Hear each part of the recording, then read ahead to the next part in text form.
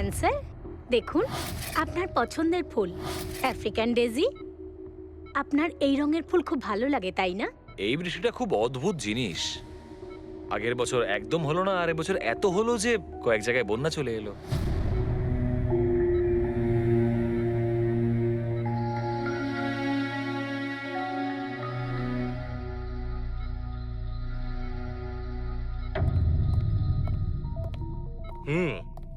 বাবা, তোমার এই স্টুডেন্টরা তাদের ভালোবাসায় তোমাকে বিগড়ে দিচ্ছে খালি, তাই না? তোমার তো খুব ভালোই লাগছে। জিজ্ঞাসা করা যাক, কি হলো বলো?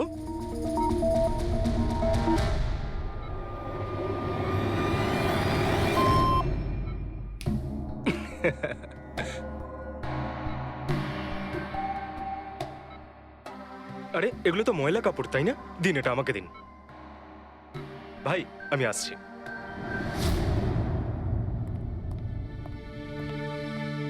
স্যার এখন কেমন আছেন? ভালোই আছে, আর আগের থেকে বেটার রয়েছে। আর সেটা শুধুমাত্র তোমাদের জন্যই সম্ভব হয়েছে। যদি তোমরা এখানে রোজ না আসতে, তাহলে হয়তো উনি সুস্থ হতে পারতেন না। আরে দাদা, এভাবে বলো না। স্যার তো আমাদের কাছে মা বাবার থেকেও বড়। একদম ঠিক। আর আমরা জীবনে যা কিছু শিখেছি সবকিছু স্যারের জন্যই হয়েছে। হ্যাঁ, এইভাবে তোমরা যদি আমাদের পাশে এসে না দাঁড়াতে, হয়তো আমরা দুজন এইভাবে বাবার দেখাশোনা করে উঠতে পারতাম না।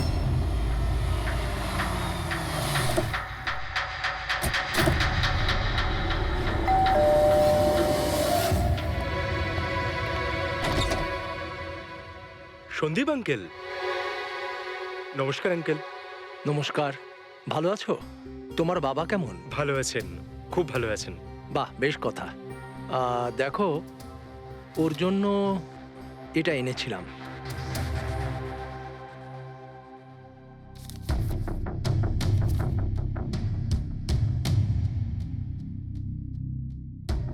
আঙ্কেল, 25 লাখ টাকার চেক? হ্যাঁ মা, আজ জ্ঞানদীপ ইনোভেশনস এর 5 বছর পূর্তি। সেটার উপহার ভাবতে পারো। আঙ্কেল, সেটা ঠিক আছে, কিন্তু বাবা তো গত 2 বছর ধরে কোম্পানির জন্য কোনো কাজই করেনি। দেখো, কিছু সম্পর্ক এই সমস্ত কথাবার্তার অনেক ঊর্ধ্বে হয়। তোমার বাবা আর আমার বন্ধুত্ব অনেকটা এরকম। চলো জ্ঞানের সঙ্গে দেখা করি। বাবা, দেখো কে দেখা করতে এসেছেন। কেমন আছে আমার বন্ধু? আরে, আগে থেকে তো অনেক ফিট মনে হচ্ছে। যদি তোকে এত হ্যান্ডসাম লাগে, নার্স তোকে ভালোবেসে ফেলবে। শোনো প্লিজ। আমি তোমার বাবার সঙ্গে কিছু কথা বলতে চাই, if you don't mind. Sure uncle, যাওয়া যাক। হ্যাঁ হ্যাঁ। প্লিজ এসো সবাই। ওনার এই চেকটার জন্য আমাদের সত্যি খুব হেল্প হয়ে যাবে। হ্যাঁ, পাপার জন্য একটা অ্যাডভান্স বেড নিয়ে আসতে পারি, তাই না? হ্যাঁ। আরে স্যার, স্যার কি হলো? স্যার, কি হলো? লাইট অন্ধকার কেন এখানে? লাইট কি হলো? কি হলো? সন্দীপ আঙ্কেল?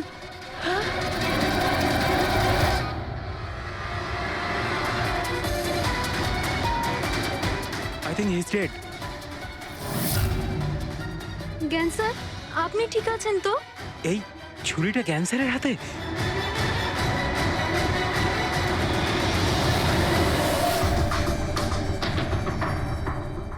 আচ্ছা, তুমি এটা বলছো যে তোমার বাবা জ্ঞানবাবুর হাতে ছুরি ছিল, কিন্তু উনি সন্দীপবাবুর খুন করেননি। স্যার, উনি কিভাবে খুন করতে পারেন?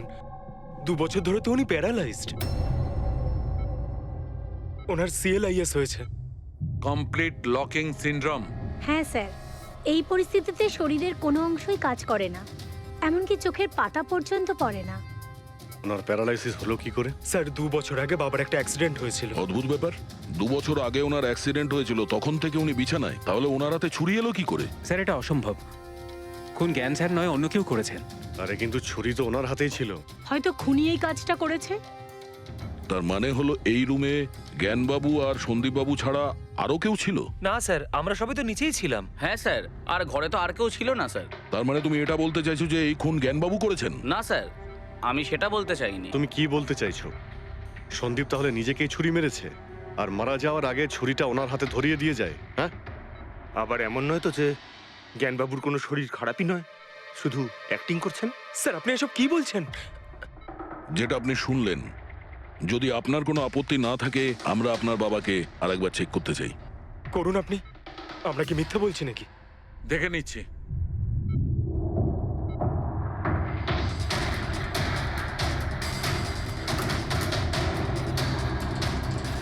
এনার তো পায়ের মাংসপেশিগুলো টোটাল অ্যাট্রোফিক হয়ে গেছে। তার মানে? মানে এক কথায় বলতে পারো যে পায়ের মাংসপেশিগুলো একদম ওই শিথিল হয়ে গেছে। উনি যদি চানও তাহলে 1 ইঞ্চিও এই খাট থেকে নড়তে পারবেন না। স্যার, এবার তো আপনাদের বিশ্বাস হয়েছে তাই না, যে আমার বাবা নাটক করছে না? এটা তো একদম শিওর যে ওই সময় তৃতীয় কেউ ছিল এখানে। আচ্ছা, এই উনি আবার জানালা দিয়ে আসেনি তো? পঙ্কজ, ফ্রেডি, তোমরা জানালার আশপাশটা ভালো করে চেক করে দেখো তো কোনো প্রমাণ পাওয়া যায় কিনা। স্যার, অদ্ভুত ব্যাপার, প্রথমবার এইরকম হলো যে খনির সাক্ষী এখানে রয়েছে কিন্তু সাক্ষ্য দিতে পারবেন না। সেটা পাওয়া যেতে পারে স্যার, সাক্ষ্য কি করে পাবো? এই মেশিনের সাহায্যে, যার নাম হলো বিসিআই, ব্রেন কম্পিউটার ইন্টারফেস। এই মেশিনটা প্যারালাইজড পেশেন্টদের অনুভবগুলোকে বুঝতে সাহায্য করে। অদ্ভুত ব্যাপার, এটা কি সম্ভব? নিশ্চয়ই সম্ভব স্যার। স্যার, এই মেশিনটা রক্তের অক্সিজেন ফ্লোকে বুঝে নিয়ে পেশেন্টের অনুভবগুলোকে ব্যক্ত করে দেয়। একটু ভালো করে এক্সপ্লেন করো দেখি। স্যার আমি বলছি, এই মেশিনটা মাথার ভিতরে রক্ত প্রবাহকে ডিটেক্ট করে, তারপর এটা ক্যালকুলেশন করে যে আলাদা আলাদা পরিস্থিতিতে আলাদা আলাদা প্রশ্ন করলে তার উত্তরে মস্তিষ্কের ভিতরে রক্ত প্রবাহ কেমন হচ্ছে। ও, আর এই রক্তের মাত্রা এইটা বলতে পারবে যে ওই সময় এই মানুষটা কি ভাবছিল, এর মনের মধ্যে কি চলছিল। Exactly. Good, very good. Freddie sir, এখান থেকে ওপরে যাওয়ার কোনো রাস্তা নেই। সে আমি জানি। এই পাইপটা দেখ, খুনি এই পাইপটা বেয়েই উপরে উঠেছিল, খুন করে এই পাইপটা ধরেই বেয়ে নিচে নেমে গেছিল। আর ওই ভাঙা টপটা দেখতে পাচ্ছিস, ওইটার উপরই পড়ে দৌড়ে পালিয়েছিল। চলুন স্যার, নিচে গিয়ে দেখি। চল। আমার বাবা অ্যাক্সিডেন্টের আগে এই টেকনিকটাকে আরো এগিয়ে নিয়ে যেতে চেয়েছিলেন। বাবা সবসময় এটা বিশ্বাস করতেন যে বিজ্ঞানের কাছে সব প্রশ্নের উত্তর রয়েছে, প্রয়োজন শুধু চোখ খুলে সমাধানটা খুঁজে বের করা। আপনার বাবা একদম ঠিক কথা বলতেন। হ্যাঁ স্যার, জ্ঞান স্যার চেয়েছিলেন যে বিজ্ঞানের জন্য তারা চোখে দেখতে পাক যারা দৃষ্টিহীন, যারা শুনতে পায় না তারা যেন শুনতে পায়। মানুষের উপকার করতে চেয়েছিলেন জ্ঞান স্যার। আর নিয়তির খেলা দেখুন, আজ ওনারই আবিষ্কার ওনাকে সাহায্য করছে, যেটা একদিন ওনার অনেক বড় স্বপ্ন ছিল। ঠিকই বলছেন স্যার, টপটা তো ভাঙা। আর এই দেখ, পায়ের এই ছাপগুলো দেখ, খুনি এই পথেই পালিয়েছিল। স্যার, এখানে দেখুন, রক্ত স্যার। তার মানে পঙ্কজ, ঘরের ভেতর আরো কেউ ছিল যে সন্দীপ বাবুকে খুন করেছে। রক্তের এই স্যাম্পলটা নিয়ে ফরেন্সিক ল্যাবে যাওয়া যাক। আচ্ছা, এই জ্ঞানবাবু বিসিআই এর সাহায্যে কি কথা বলতেন? যেরকম ওনার যখন খিদে পেত উনি সেটা বলতেন, যদি ওনার বেড প্যানের প্রয়োজন হতো সেটাও বলতেন, এমনকি বাবা ওটা দিয়ে দাবাও খেলতেন স্যার। কি দাবা খেলতেন? গ্রেট। হ্যাঁ স্যার, যেমন যেমন প্যাটার্ন এনার মনের মধ্যে তৈরি হতো সেই অনুযায়ী অক্ষরের পেছনে লাইটগুলো জ্বলে উঠতো, আর আমরা অক্ষরগুলোকে মিলিয়ে বুঝে যেতাম যে ইনি কি বলতে চাইছেন। তাহলে তো উনি বলতে পারবেন যে খুনি কে। হ্যাঁ স্যার, নিশ্চয়ই। স্যার, বাবাকে একবার জিজ্ঞেস করা উচিত। অবশ্যই করব, আগে তো আমরা ভালো করে তদন্ত করে নিই।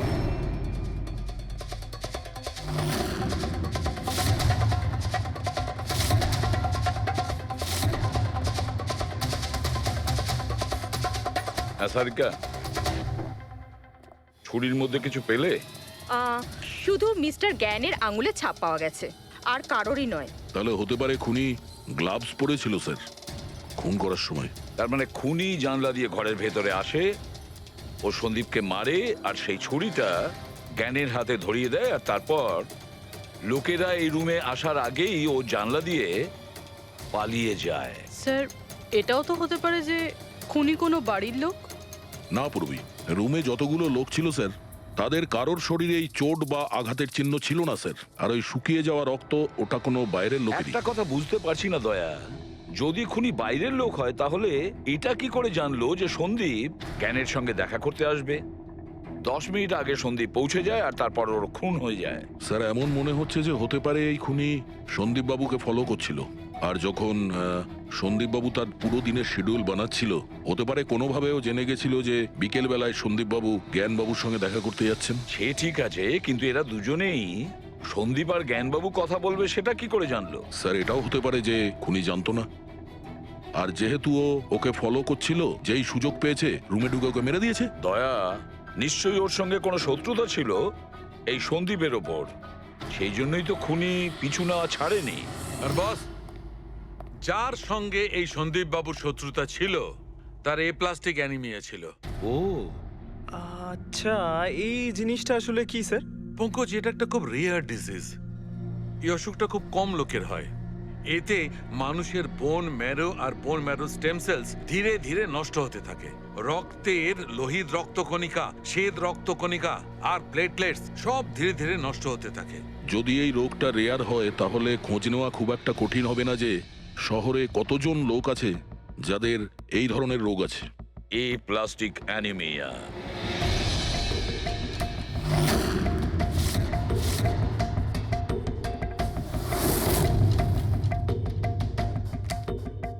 হ্যাঁ দা, কিছু পেলে? হ্যাঁ স্যার, এই শহরে সব মিলিয়ে ৪৫ জন লোক আছে যারা এই রেয়ার অসুখে ভুগছে স্যার।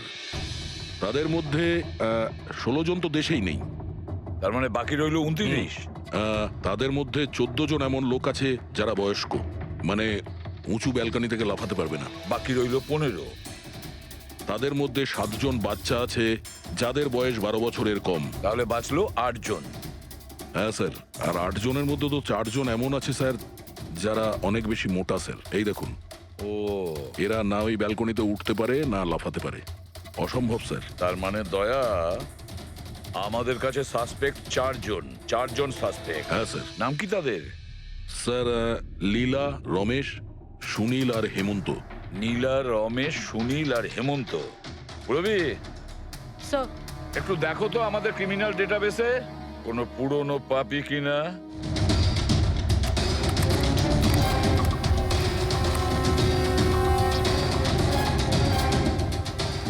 পেয়ে গেছি, রমেশ। চুরি, ছিনতাই, তাছাড়া লোকেদের মেরেওছে। থাকে কোথায় সে? সরোজনগর চল। নিয়ে এসে একে।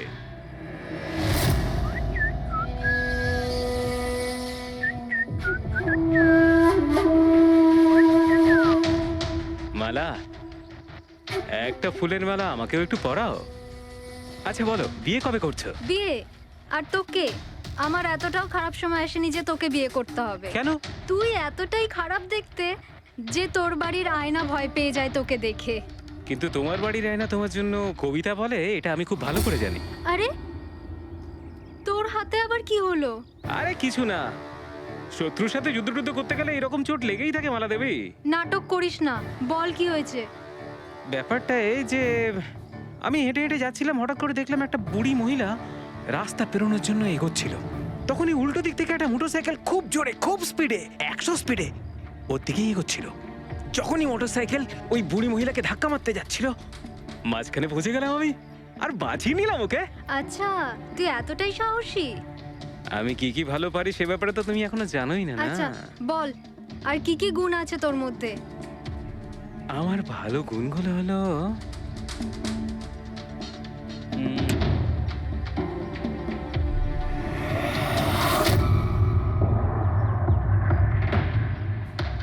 কি হলো? তোর মুখটা ভয়ে এভাবে ফ্যাকাশে হয়ে গেল? মালা, মালা আমাকে একটু একটু একটু লুকোতে দে। আরে মালা লুকোতে দে। লুকোচ্ছিস কেন? আরে মালা, আরে কেন লুকোচ্ছিস তুই? এটা কি করে দিলি তুই? আমার সব ফুল নষ্ট করে দিলি। স্যার, এ তো সেই।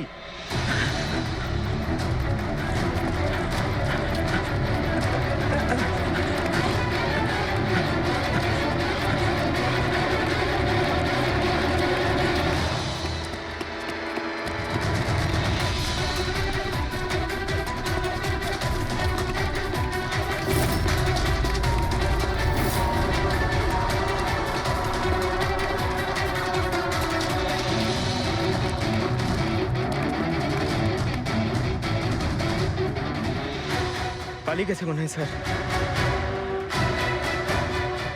যাবেটা কোথায়?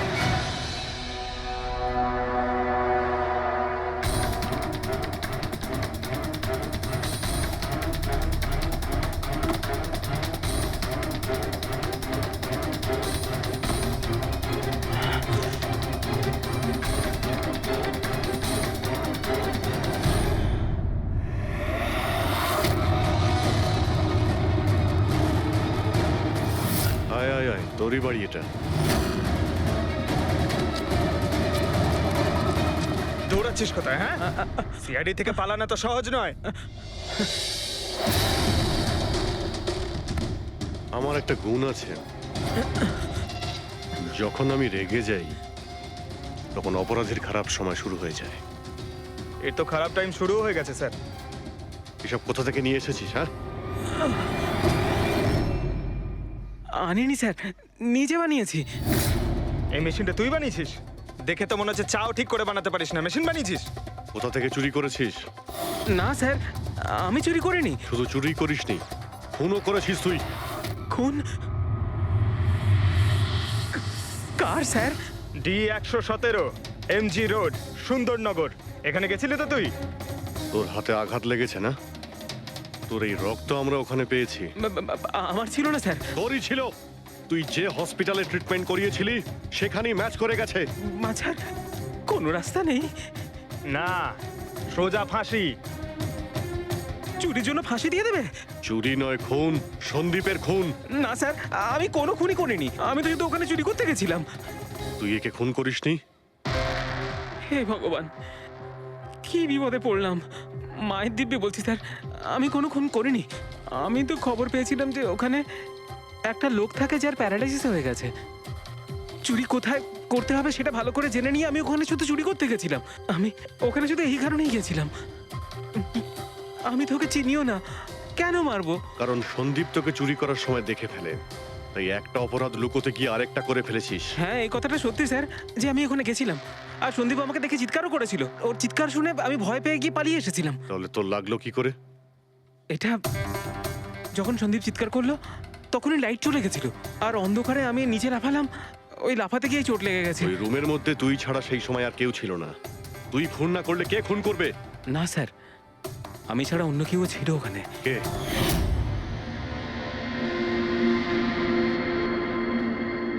কে কে তুমি? হ্যাঁ, অন্ধকারে মুখটা তো ঠিক দেখতে পাইনি, তবে ওর ঘড়িটা চকচক করছিল।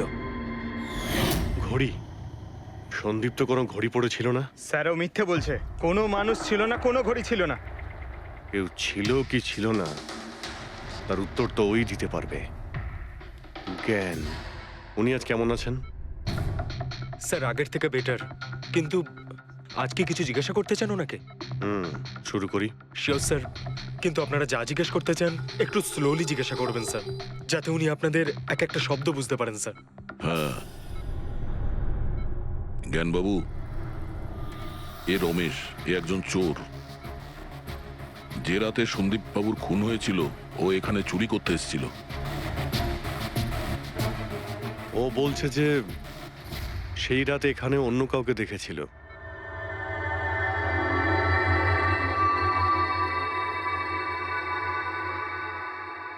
রমেশ, ওই রাত্রে তুমি যেখানে দাঁড়িয়েছিলে সেখানে গিয়ে দাঁড়িয়ে যাও। হ্যাঁ স্যার। স্যার, আমি এই দিক দিয়ে ঢুকেছিলাম আর এখানে এলাম, আর তারপর আমি এদিকে দেখলাম, আর যখনই আমি এখানে পৌঁছালাম দেখলাম সন্দীপ ওখানে দাঁড়িয়ে আছে। আমি ভয় পেয়ে পেছন দিকে ঘুরলাম আর তখনই কারেন্ট চলে গেল। এখানে দাঁড়িয়েছিলে মানে উনি নিশ্চয়ই তোমাকে দেখেছেন। আচ্ছা, ও কি এখানে ছিল?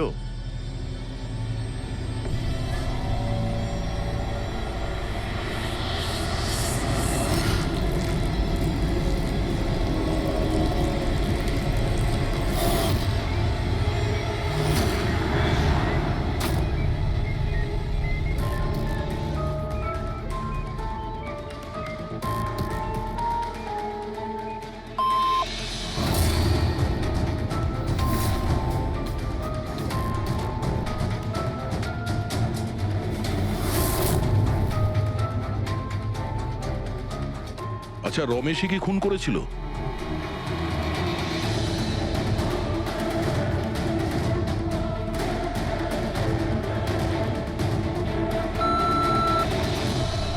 নো নো স্যার, নো মানে না স্যার, আমি বলেছিলাম না আমি মারিনি স্যার। হ্যাঁ ঠিক আছে, তুমি এদিকে দাঁড়াও। আচ্ছা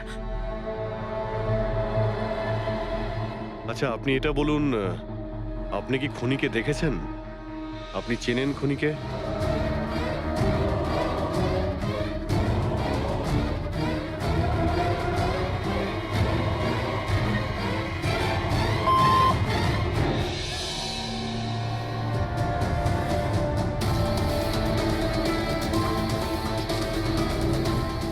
আচ্ছা, খুনি এই মুহূর্তে এই রুমে আছে?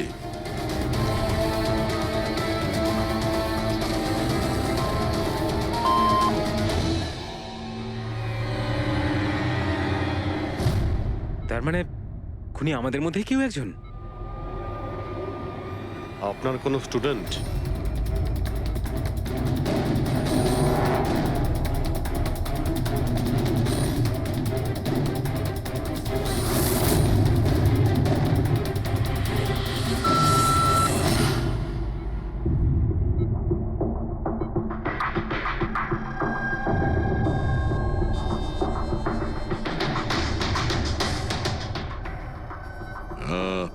নার্স কিংবা ওয়ার্ড বয়? এসবের মধ্যে আপনারা আমাকে কেন টানছেন? আপনি যদি কিছু করেই না থাকেন, আপনি ভয় পাচ্ছেন কেন?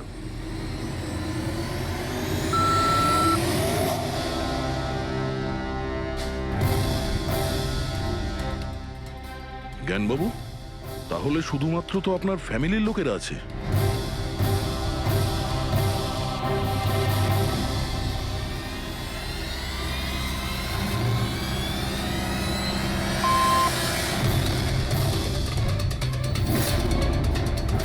বলুন, আপনার ছেলেই কি খুনি?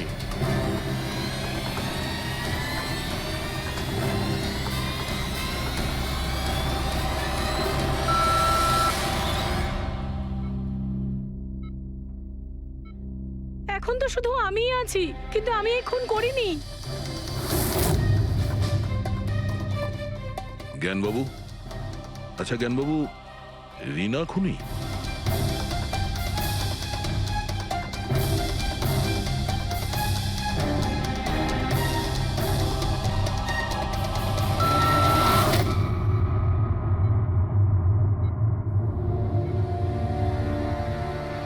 আপনি আমাদের বললেন যে আপনার পরিবারেরই কেউ খুনি।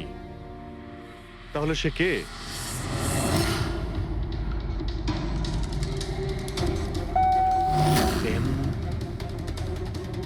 এম?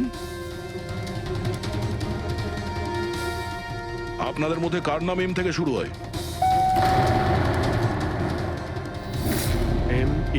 মি, মানে উনি?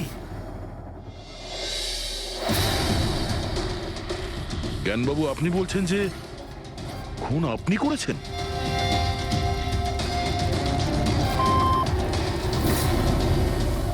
বুঝতে পারছি না ইনি কেন আমাদের সঙ্গে এরকম খেলা খেলছেন।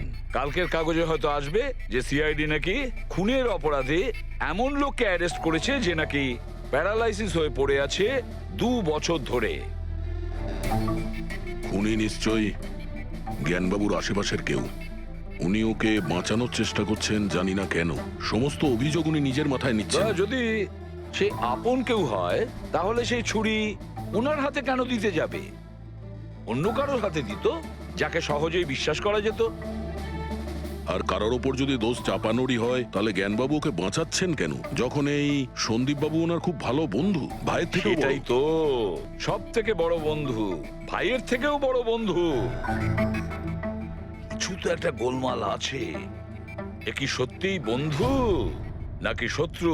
জ্ঞানবাবুর ছেলে বলছিল সন্দীপবাবু ওনাকে 2 বছর ধরে টাকা পাঠাচ্ছিল, ওনার অসুখের সময় ওনার পাশে ছিল। তার উপরে স্যার, ঘটনার দিন সন্দীপ 25 লাখের চেক নিয়ে এসেছিল।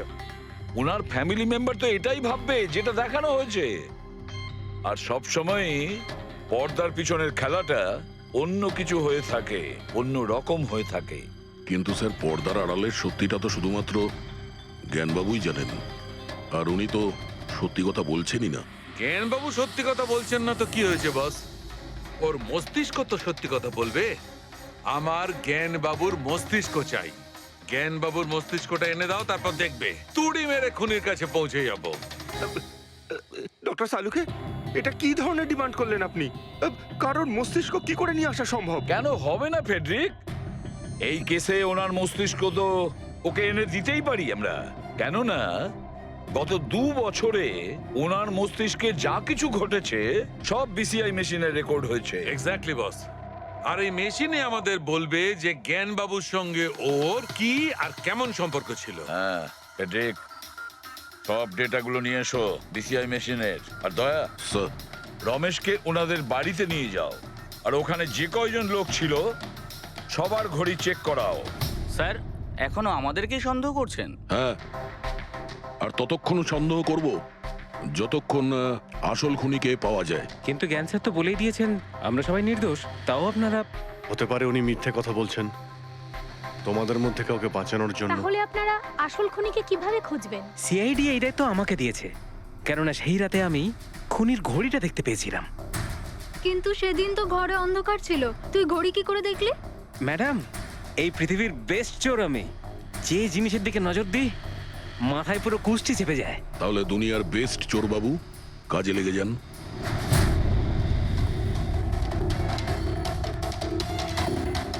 সস্তা, টেকসই, সুন্দর, 11,000 টাকা। না, এ নয়।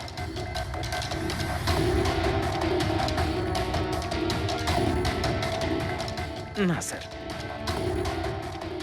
আপনি একটু হাতটা দেখাবেন?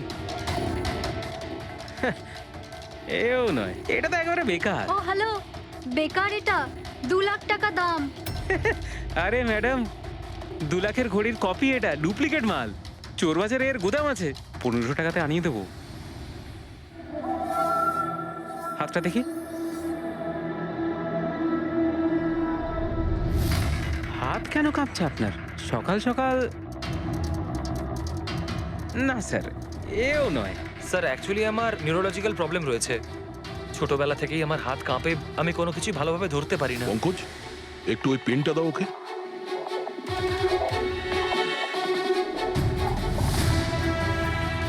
ঠিক করে ধরবেন আপনি। এ তো পেনটাও ধরতে পারছে না। স্যার অ্যাকচুয়ালি জ্ঞান স্যার আমার এই প্রবলেমটাই সলভ করতে চেয়েছিলেন। উনি এর সাথে রিলেটেড রিসার্চও করছিলেন, কিন্তু হয়তো ভাগ্যের সম্মতি ছিল না এতে। আর জ্ঞান স্যারের গাড়ির অ্যাক্সিডেন্ট হয়ে গেল। ভরসা রাখো, এর কোনো না কোনো চিকিৎসা তো হয়েই যাবে। তুমি দেখো বাকিদের ঘড়িগুলো। না স্যার, এদের মধ্যে কারোর ঘড়িই নয়। কারোর কাছেই নেই? হতে পারে খুনির কাছে একের থেকে বেশি ঘড়ি আছে। ওই দিন ও যে ঘড়িটা পড়েছিল আজ ওটা পড়েনি। হায় ভগবান, আপনি এখনো সন্দেহ করছেন? পঙ্কজ, এই রমেশকে নিয়ে যাও। পৃথিবীতে যত ঘড়ি আছে, যত মডেলের রয়েছে, সবগুলো দেখাও ওকে। স্যার, যত ঘড়ি আছে, যত মডেল আছে, সব? তবেই তো জানা যাবে খুনি কোন মডেলের ঘড়ি পড়েছিল। এক মিনিট একটু এদিকে আয়, এদিকে আয়।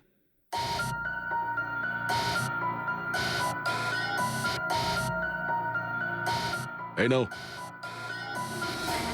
নিজের মানিব্যাগ সাবধানে রাখবেন যখন এই লোকটার সাথে আছে। হ্যাঁ, বলেছিলাম না পৃথিবীর বেস্ট চোর আমি। আর দীপিকার ইয়াররিং আমার ইয়াররিংস? বার কর। স্যার, আপনি এটাও দেখে ফেলেছেন? সিআইডি থেকে কিছু লুকোনো যায় না। হ্যাঁ, যা। আয় বেস্ট চোর, এদিকে আয়। আপনারা এটা বলুন যে এই জ্ঞানবাবু আর সন্দীপের মধ্যে কোনো কি প্রবলেম চলছিল? স্যার খুব ভালো সম্পর্ক ছিল। তাহলে জ্ঞানবাবু সন্দীপবাবুর খুনের অভিযোগ নিজের মাথায় নিলেন কেন? ওনাদের দুজনের ভেতরে কোনো টেনশন হয়েছিল? না স্যার, কোনো টেনশন তো ছিল না, কিন্তু একটা বিষয় নিয়ে তর্ক হচ্ছিল। অ্যাক্সিডেন্টের ঠিক আগে ওনার বিসিআই মেশিনটা একটা পয়েন্টে এসে আটকে গেছিল, আর কোনো রকম সলিউশনও পাওয়া যাচ্ছিল না। এই জন্য জ্ঞান স্যার সবসময় বিরক্ত থাকতেন আর খুব রাগও করতেন।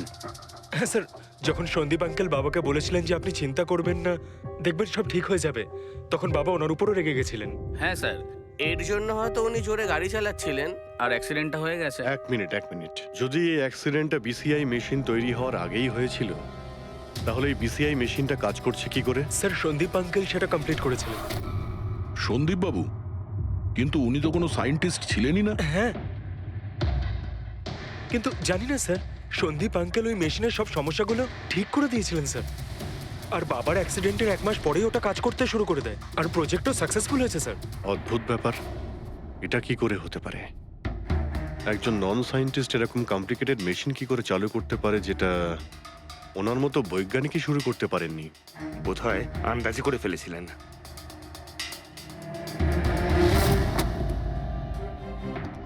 মাই গড, গত 2 বছরে এত ডেটা বেরিয়েছে ওনার একার? হ্যাঁ বস, আর এই পেপারগুলোর প্রত্যেকটা জায়গা খুঁটিয়ে খুঁটিয়ে ভালো করে দেখতে হবে যে সত্যিটা কি ছিল যেটা জ্ঞানবাবু আমাদের থেকে লুকোতে চাইছেন। এক একটা শব্দ, এক একটা অক্ষর জুড়ে তার প্যাটার্ন বানিয়ে দেখতে হবে। চলে এসো, সবাই মিলে কাজ করি। সবাই চলে এসো। রেডি?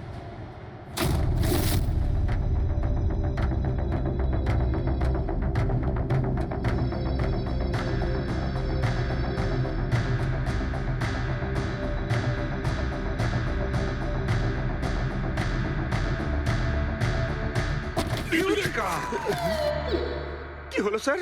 কি পেলেন? জানতে পারা গেছে যে আসলে ওই রহস্যটা কি, আর এই রহস্যে আছে একটা ভিলেন।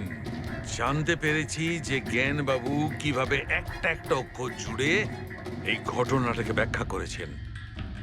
অক্ষর, অক্ষর থেকে তৈরি শব্দ, আর শব্দ থেকে তৈরি বাক্য, সেন্টেন্স। না জানি কত সময় লেগেছিল ওনার পুরো ঘটনাটা, পুরো সত্যিটা এভাবে বলার জন্য। হ্যাঁ বস, কম করে 6 মাস।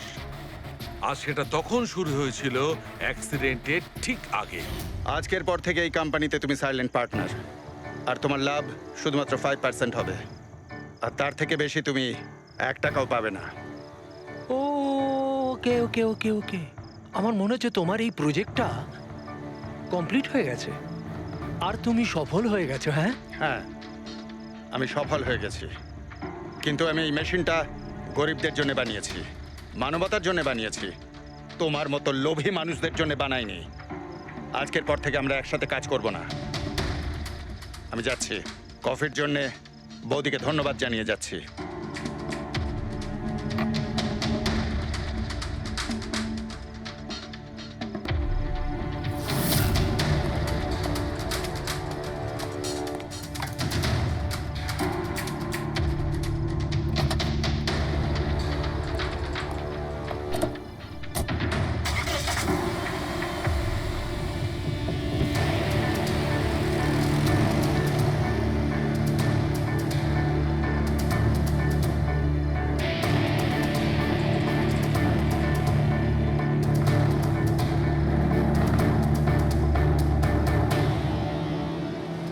এ কি হলো?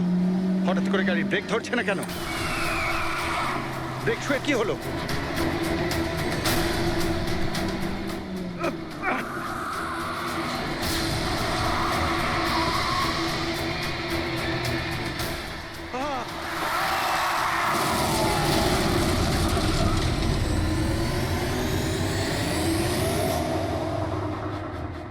এবার বুঝতে পেরেছো আমাকে ঘাঁটানোর পরিণাম? আমাকে তুমি 5% দিতে যাচ্ছিলে, তাই না?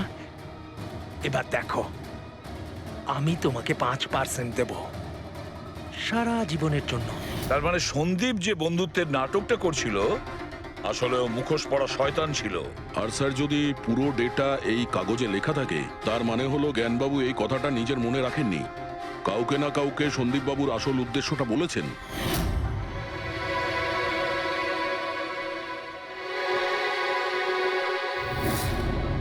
আর উনি এ ব্যাপারে যে বা যাকে সত্যিটা বলেছিলেন সেই হলো অপরাধী, সেই হলো সন্দীপের খুনি। কিন্তু স্যার, যদি খুনি জ্ঞানবাবুর হয়ে প্রতিশোধ নিতে চাইতো, তাহলে খুনি ছুরিটা জ্ঞানবাবুর হাতে কেন ধরালো? ওনাকে ফাঁসাতে চাইছিল? না পুরবি, আমার তো মনে হয় না। খুনি ওনাকে সান্ত্বনা দিতে চেয়েছিল, যে এটা বোঝাতে চেয়েছিল যে দেখুন, আমি আপনার হয়ে সন্দীপকে মেরে ফেলেছি, আপনার প্রতিশোধ আমি নিলাম। আর তাকে বাঁচানোর জন্য জ্ঞানবাবু পুরো অভিযোগ নিজের উপর নিয়ে নিয়েছেন। দয়া, খুনির কাছে পৌঁছানোর একটাই রাস্তা আছে, সেই ঘড়িটা, রিস্ট ওয়াচ, যেটা রমেশ দেখেছিল।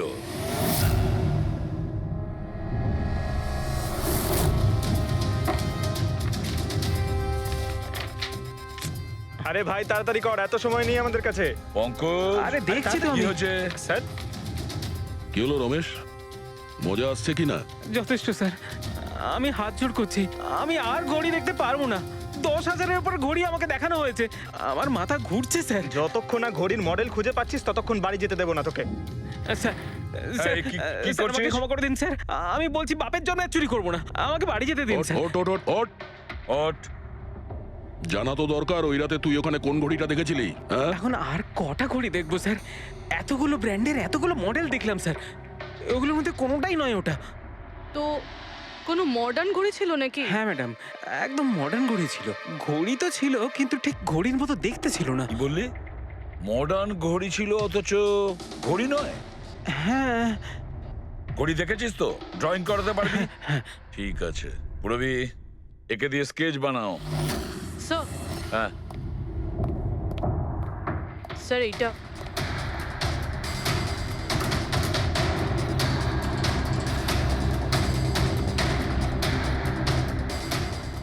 মাই গড, কি হলো? 1 মিনিট বস, একদম জ্যাকপট লেগে গেছে। রমেশ, এদিকে এসো। ওকে। মন দিয়ে দেখো, এই ঘড়িটাই ছিল। এটাই ছিল, একদম এটাই ছিল স্যার। এটা কিরকম ঘড়ি স্যার? চুরি করলে কত পয়সা পাবো? পয়সা নয়, টাকা পাবে, লাখ লাখ টাকা। এত দামি ঘড়ি এটা? ঘড়ি নয়, এটা স্যাটলা বলে একে, স্যাটলা। স্যাটলা? এবার খুনি কে সেটাও আমি বলতে পারি। কে এই খুনি? সে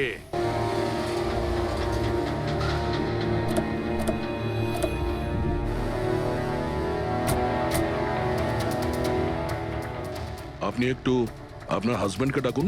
কিন্তু আপনারা কারা? আপনি ডাকুন না ওনাকে, উনি চেনেন আমাদের। সোনু, সোনু একটু বাইরে এসো, কারা দেখা করতে এসেছে?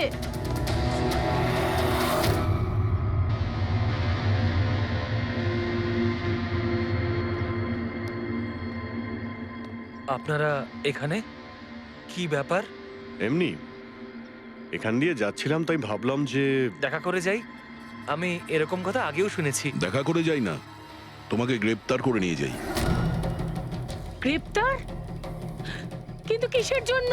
আপনার স্বামী সন্দীপকে খুন করেছে। স্যার, আমি আপনাদেরকে বলেছিলাম তো, এই দেখুন, আমি ঠিক করে জলটাই খেতে পারি না, কারোর মার্ডার কি করে করব? খুন তো করেছো, আর তুমি এই হাত দিয়েই করেছো। কোথায় সেই সেটলা ওয়াচ? হ্যাঁ, ঘড়ি কোথায়? স্যার, আপনারা কোন ঘড়ির কথা বলছেন আমি কিচ্ছু জানি না। এক্ষুনি তুমি জানতে পারবে কোন ঘড়ির কথা বলছি। ফ্রেডি, পঙ্কজ, ঘরের তল্লাশি নাও। পঙ্কজ, উপরে যা, আমি বেডরুমটা দেখছি।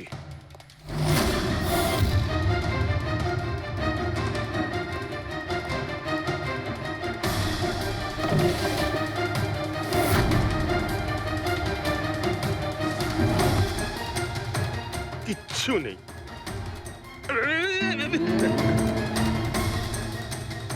কি ফুটলো? স্যার, স্যার, বালিশটার মধ্যে কিছু একটা আছে। বালিশের ভেতরে?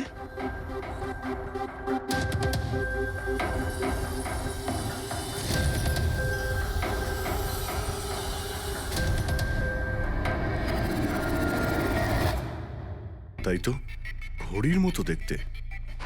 হ্যাঁ। এই ঘড়িটা কার? আর এই বালিশের ভেতরে কি করছে? আমি কি করে জানবো? যে দোকানদারের থেকে বালিশটা কিনেছিলাম তারই হবে। পড়ো এটা। স্যার, আমি কারোর ঘড়ি কেন পড়তে যাবো স্যার? তুমি এটা পড়বে নাকি অ্যারেস্ট করবো আমরা? অভিজিৎ, একটা কাজ করি, আগে আগে ঘড়ি পরাই, হাত করা তো নিজের থেকেই লেগে যাবে। হ্যাঁ, নাও ওই ঘড়িটা খোলো। স্যার,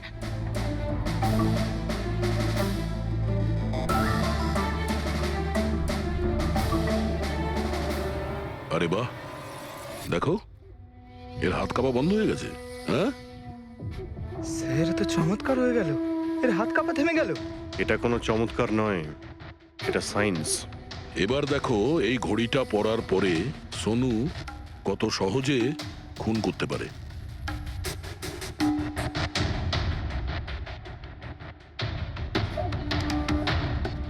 স্যার, কিন্তু এই ঘড়িটা কাজ করে কি করে?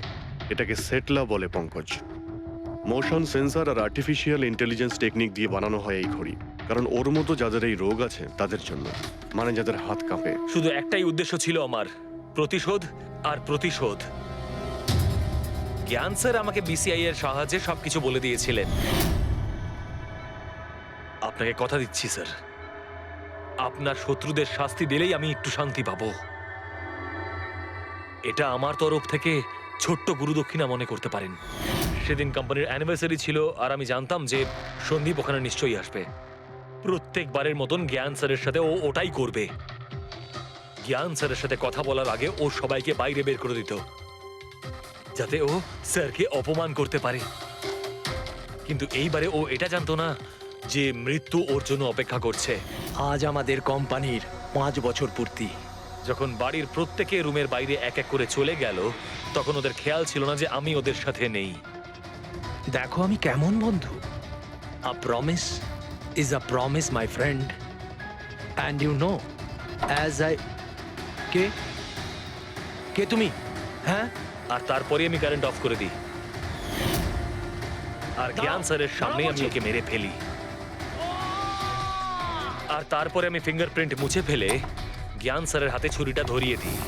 আর বাকিরা সবকিছু জানার আগেই আমি সবার মধ্যে দাঁড়িয়ে পড়ি। তুমি প্ল্যানটা তো ভালোই করেছিলে, কিন্তু কপালটাই খারাপ। রমেশ ওখানে আসে চুরি করতে, আর ও তোমার এই ঘড়ি দেখে নিয়েছিল। এমনিতেও স্যার কিছুই লুকিয়ে রাখা যায় না। রমেশ না এলেও আজ নয় কাল আমাকে আপনারা ধরেই ফেলতেন। তুমি যখন সবকিছুই বোঝো, তাহলে এরকম অপরাধ কেন করলে? জ্ঞান স্যারের ঋণ শোধ করতে। এটা শুধু ঘড়ি নয়, আমার মতো মানুষের কাছে এটা নতুন জীবন, যে জীবনটা জ্ঞান স্যার উপহার দিয়েছিলেন। উনি আমাকে বিশ্বাস করিয়েছিলেন যে বিজ্ঞানের ক্ষেত্রে আমি এগিয়ে যেতে পারি। যেভাবে উনি তোমার সমস্যার সমাধান করেছিলেন, তুমিও সেরকম সমাজের ভালোর জন্য কোনো কাজ করতেই পারতে।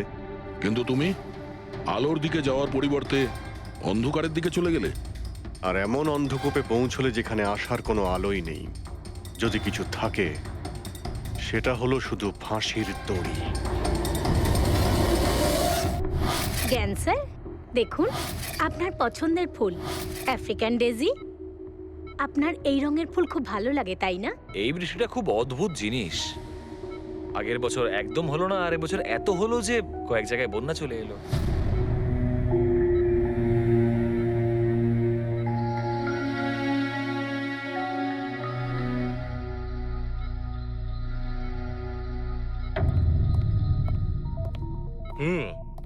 বাবা, তোমার এই স্টুডেন্টরা তাদের ভালোবাসায় তোমাকে বিগড়ে দিচ্ছে খালি, তাই না? তোমার তো খুব ভালোই লাগছে। জিজ্ঞাসা করা যাক, কি হলো বলো?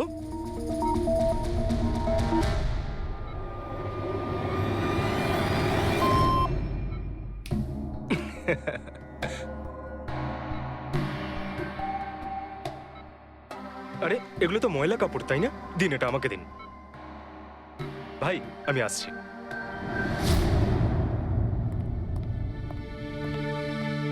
স্যার এখন কেমন আছেন? ভালোই আছে, আর আগের থেকে বেটার রয়েছে। আর সেটা শুধুমাত্র তোমাদের জন্যই সম্ভব হয়েছে। যদি তোমরা এখানে রোজ না আসতে, তাহলে হয়তো উনি সুস্থ হতে পারতেন না। আরে দাদা, এভাবে বলো না। স্যার তো আমাদের কাছে মা বাবার থেকেও বড়। একদম ঠিক। আর আমরা জীবনে যা